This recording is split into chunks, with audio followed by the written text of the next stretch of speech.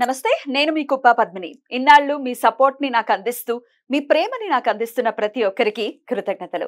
ఇప్పుడు చూడబోతున్న ఈ వీడియో కూడా ఖచ్చితంగా మీకు ఉపయోగపడుతుంది. లైక్, షేర్ అండ్ సబ్స్క్రైబ్ చేసి మీ ఇష్టాన్ని అలాగే మీ సపోర్ట్ ని నాకు అందించండి. అలాగే ఈ వీడియో పట్ల మీ అభిప్రాయాన్ని కామెంట్ సెక్షన్ లో కామెంట్ చేసి నాకు తెలియజేయండి. నమస్తే. జ్యోతిష్య శాస్త్రం ఒక అద్భుతం. వేదాంగమైన జ్యోతిష్య శాస్త్రం అనేటువంటిది మానవ జీవన గమనానికి ఒక వరం. జ్యోతిష్య శాస్త్రం నీ జీవితంలో వెలుగునింపే ఒక భాష. ఆ భాష నీకు అర్థమైతే ప్రకృతి నీతో మాట్లాడుతుంది. అస్ట్రాలజీ నేర్చుకోవాలి అనుకునే వారికి అద్భుత అవకాశం. మురళీధర శర్మ గారి అస్ట్రాలజీ క్లాసెస్ అతి త్వరలో మొదలు కాబోతున్నాయి. 100% జాబ్ గ్యారంటీ. వివరాల కొరకు సంప్రదించండి. నమస్తే, వెల్కమ్ టు అవర్ ఛానల్. నేను పద్మిని. ప్రస్తుతంతో పాటు ప్రముఖ ఆధ్యాత్మికవేత్త, astrologer, tarot card reader and Vedic nutritionist Shrimati Vanaja Ramisetti garu మనతో పాటు ఉన్నారు. మాట్లాడదాం. నమస్కారం అండి. నమస్తే మా పద్మిని. ఈ సకల చరాచర సృష్టిని ఈశ్వరుడు క్రియేట్ చేసినప్పుడు డెఫినెట్ గా ప్రతి జీవికి ఒక ఇంపార్టెన్స్ ఉంది. మనకి తెలిసినా తెలియకపోయినా వాటి పనులు అవి చక్కగా చేసుకుంటున్నాయి, ఒక్క మనిషి తప్ప. అందుకే కదా అదే అన్ని హ్యాపీగానే ఉన్నాయి. మనమే భవన కాళ్ళ నొప్పి వచ్చింది, తలనొప్పి వచ్చింది, ఈ సమస్య ఉంది, ఆ సమస్య ఉంది. దెన్ నేచర్ ని ఎప్పుడు మనం పీస్ఫుల్ గా చూస్తాము, డెఫినెట్ గా మన లైఫ్ కూడా పీస్ఫుల్ గా ఉంటుంది. రైట్. అయితే ఈ పక్షుల గురించి ప్రత్యేకంగా ఈ రోజు మనం మాట్లాడుకుంటే మేడం, కాకులు డెఫినెట్ గా పితృదేవతలకి సింబాలిక్ గా చెప్తూ ఉంటారు. డెఫినెట్ గా వారి అనుగ్రహం ముందు ఉండాలి, ఫస్ట్ గేట్ లో వాళ్లే ఉంటారు, తర్వాతే భగవంతుడు కాబట్టి. సో మరి ఈ కాకులకి సంబంధించి చాలా ప్రశ్నలు వస్తూ ఉంటాయి. ఒక్కొక్కసారి కాకి ఇంట్లోకి వచ్చేసిందని ఒకటి, కాకి తలని తన్నిందని, అస్తమాను అరుపులు అరుస్తుంది మా బాల్కనీకి వచ్చి అని ఒకటి. ఇట్లా కాకి రిలేటెడ్ చాలా ఉంటాయి, డౌట్స్ ఉంటాయి. ఒకసారి క్లారిఫై చేయరా? డెఫినెట్ గా. అయితే కాకిని ఎక్కువగా ఫస్ట్ థింగ్, కాకి అనగానే మనకి శని భగవంతుడే గుర్తొస్తాడు. సో కాకి వస్తే రాగానే మనం శని భగవానుడు బాగాలేదేమో, నాకు అందుకనే కాకి ఊరికనే కనపడుతుంది అనేస్తూ ఉంటాము. కాకి ఏదైనా అరిసినప్పుడు కూడా శుభం అంటారు కొంతమంది, చుట్టాలు వస్తున్నారు అంటారు కొంతమంది, అశుభం అంటారు కొంతమంది. సో ఇట్లా చాలా చాలా ఉన్నాయి. అయితే ఈ మధ్య కాలంలో కూడా మాకు ఎవరో కాల్ చేసి మా ఇంట్లో కాకి వచ్చేసింది, ఇంట్లో కాకి వచ్చింది, సో ఆల్రెడీ మేము చాలా చాలా కష్టాల్లో ఉన్నాము, ఏం చేయమంటారు అని అన్నారు. ఇంకా నేను అంటే కొంతమందికి ఏంటంటే మనకి సైకలాజికల్ గా ఒక ఫీలింగ్ ఉంటుంది కదా, కాకి వచ్చిందంటే ఇంకా నాకు అంతా డౌన్ ఫాల్ స్టార్ట్ అయిపోయింది.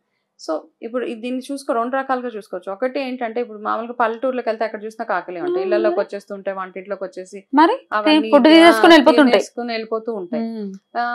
సో వాటిని అంత ఆలోచించుకో ఎక్కడ ఉంటాయి అవి, మనం వాటి ప్లేసుల్లోకి మనం వచ్చేసి ఇల్లు కట్టేసాము, అంతే, ఎక్కడికి పోతాయి అంతే కదా. కాబట్టి వాటి గురించి ఎక్కువగా ఆలోచించదు. కాకి వచ్చేసింది ఇంట్లోకి అంటే దానికి ఆకలేసు ఏదో ఒకటి వచ్చి, అందుకే అంటారు తినేటప్పుడు ఏదో కాస్త అట్లా కాకి పెట్టండి కొంచెం వేయండి అంటాం. పల్లెటూర్లలో ఎక్కువ కాకి అలా కాస్త అట్లా ఇసిరేసేవాళ్ళు అనమాట, తినే ఓకే.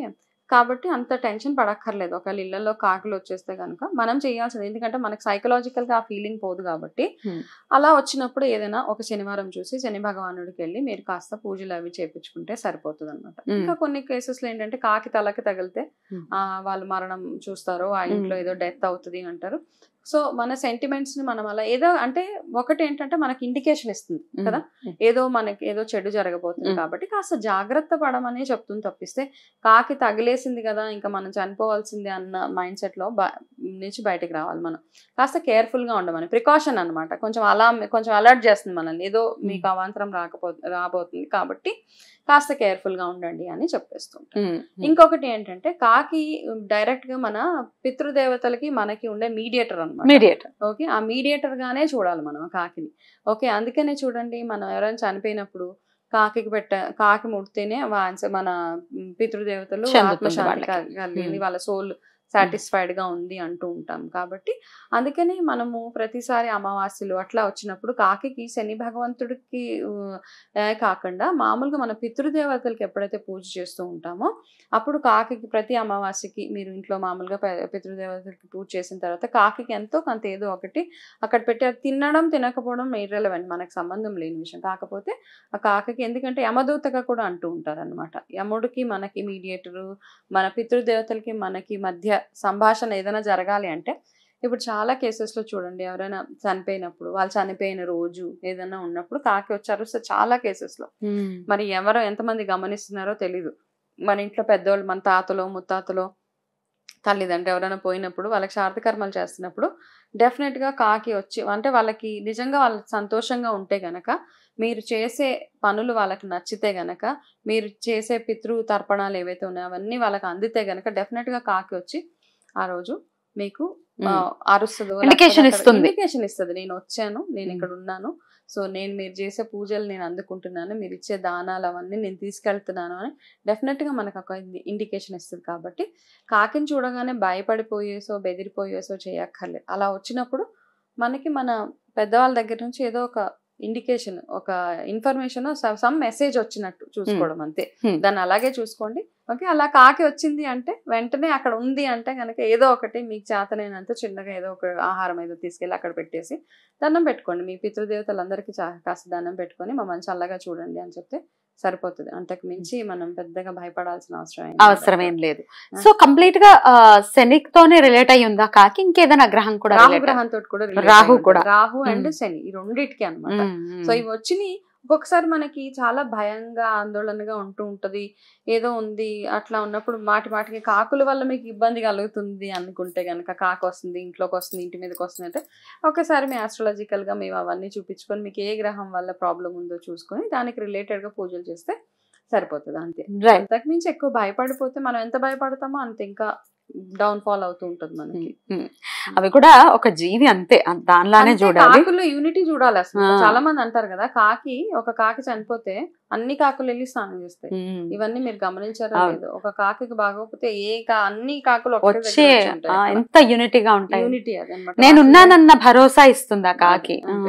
ఇంకో కాకి మనం ఉన్నాం ఎందుకు, ఇంకా దాన్ని అనుకోవడం ఎందుకు? అంతే కదా. ఈ మధ్య కాకులు ఎక్కడ చూస్తున్నాం అసలు వినపడట్లేదు, అసలు కనపడట్లేదు. అంటే ఇక్కడ జంగల్, మనం కాంక్రీట్ జంగల్ లో వెళ్తే కాస్త అంటే కాకులు ఒకటే కదా, మామూలుగా పక్షులు ఏది కూడా మనం చూడట్లేదు. బికాస్ ఆఫ్ దిస్ రేడియేషన్ అనుకోవచ్చు. మనం అసలు తక్కువైపోయినాయి కదా పక్షులు. మళ్ళీ ఇట్లాంటివన్నీ సెంటిమెంట్స్ అన్ని కూడా తీసుకొచ్చి ఇంకా వాటి మీద రుద్ది ఇంకా వాటిని హెట్రేటెడ్ పెంచుకోవటం తప్ప వాటిని అసహించుకోవడం ఎక్కడా లేదు ఇక్కడ. వాటిని పెంచడమే అంత. అంటే వాళ్ళు అవి వస్తే కనుక ఏం చేయడానికి లేదు అక్కడ. అంత భయపడిపోక అసలేం లేదు. అంటే చాలా మంది కొంతమంది మెసేజెస్ చేస్తుంటారు, కాకి వచ్చింది, కాకి దన్నింది, లేకపోతే ప్లేట్ మూతలాగేసింది అని. సో మూతలాగేసిందనా?